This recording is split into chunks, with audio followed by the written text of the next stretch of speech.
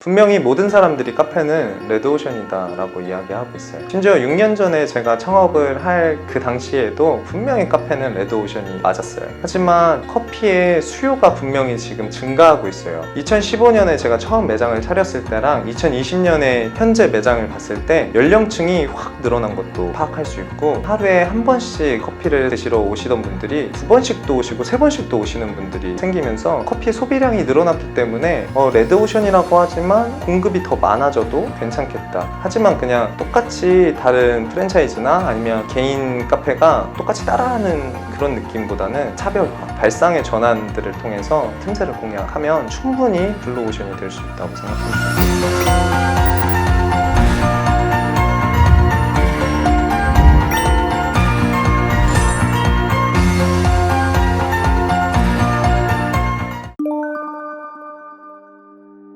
회사를 다니는 게 더 어울리는 분이 계시고 장사가 더 어울리시는 분들이 분명히 있거든요. 자기 자신을 먼저 파악하는 게 가장 중요하다고 생각을 해요. 잘할 수 있는 일을 해야 성공 확률이 더 높아지지, 좋아하고 하고 싶다고 해서 성공할 수 있는 거는 아니라고 생각하거든요. 저는 새로운 사람과 대화하는 거를 무척 좋아해요. 처음 보는 사람과 대화를 할 때 선한 인상을 좀 심어줄 자신도 있었고, 이러한 달란트를 가지신 분들이 하면 너무 좋아요. 처음 보는 사람과 대화하기 어렵고 내성적이거나 소극적이신 분들은 아무래도 조금 어려워요. 음료도 만들고 커피도 만들고 해야 하기 때문에 그런 거를 극도로 싫어하고 전혀 할 생각이 없으신 분들은 커피숍을 할 수가 없어요.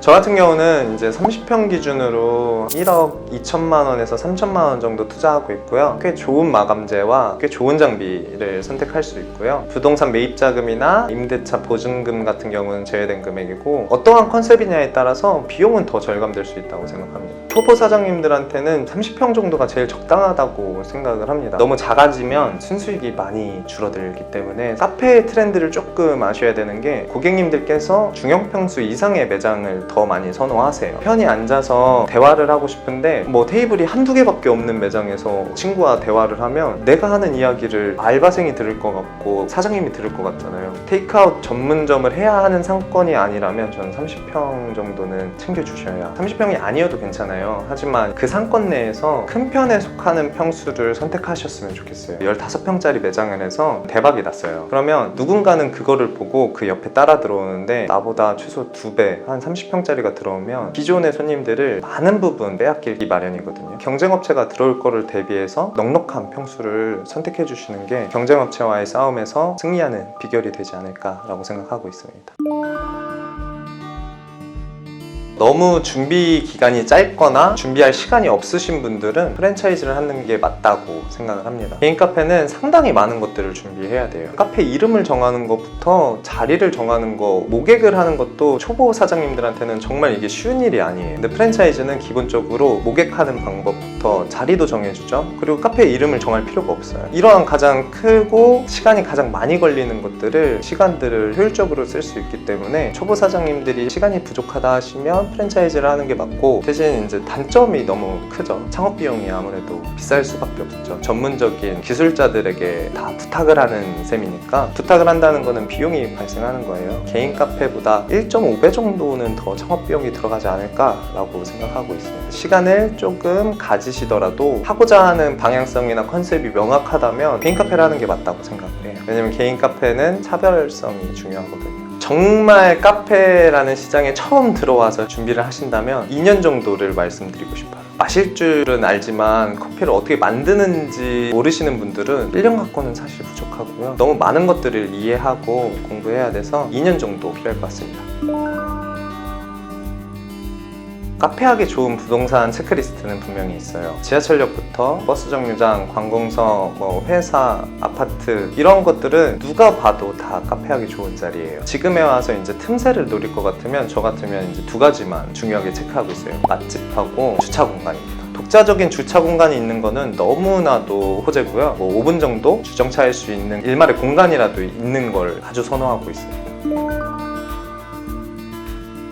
바리스타 자격증을 따야지만 카페 사장님을 할 수 있냐, 뭐 이런 질문들을 많이 하시는데 사실 아니에요. 커피에 대한 이해도와 기초 지식을 공부하는 거지 카페 창업을 공부하는 자격증은 아니거든요. 근데 바리스타 교육은 반드시 받으셨으면 해요. 자격증을 따라고 말씀드리는 게 아니라 개인적으로 도서나 유튜브를 통해서 바리스타 기본 지식은 사장님들께서 꼭 갖추셔야 해요. 이유는 뭐냐면 직원들을 교육을 해야 할 때 필요하거든요. 커피를 어떻게 만들고 어떻게 잘 만들고 어떻게 더 맛있게 만드는지도 가르쳐 주셔야 하거든요. 사장님이 많이 알고 있으면 있을수록 음료나 커피의 디테일은 더 높아지겠죠.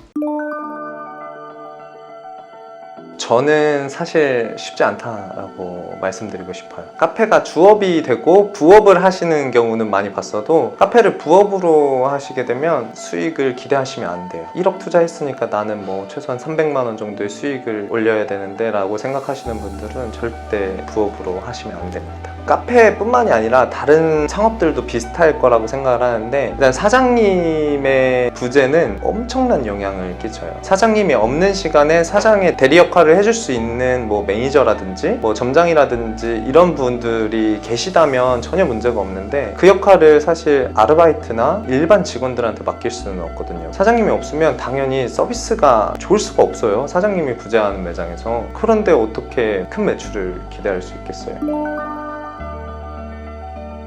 초보면 초보일수록 새 거에서 하라고 많이 말씀을 드리는 편이에요. 기존에 매출이 발생하고 있는 매장을 인수해서 운영할 경우에 이 매출을 그대로 가져갈 수 있을 거다라고 생각하시는데 그렇지 않은 경우가 더 많아요. 그냥 카페여서 오시는 분들도 있지만 운영하고 있는 사장님, 일하고 있는 직원들을 보고 오는 손님들도 상당하거든요. 그리고 운영 방침이 바뀌거나 아니면 사장님이 바뀜으로 해서 분위기나 아니면 맛이 좀 달라졌을 때 기존의 고객들은 더 이상 그 매장을 찾지 않아요. 내가 이 매장을 찾는 이유가 없어졌으니까. 결국에는 또 매출이 하락하고 처음부터 다시 내 손님을 만드는 작업부터 시작해야 되는데 이미 몇 년 동안에 해갖고 인테리어도 노후되고 장비도 노후된 매장을 비싸게 주고 사갖고 하는 것보다는 내가 하고 싶은 나에게 맞는 컨셉의 매장을 새롭게 하는 게 저는 더 좋다고 생각합니다. 지금 창업시장이 너무 전문화되어 있고 시간 싸움이라고들 많이 이야기해서 누구보다 더 발빠르게 창업을 하는 거를 저도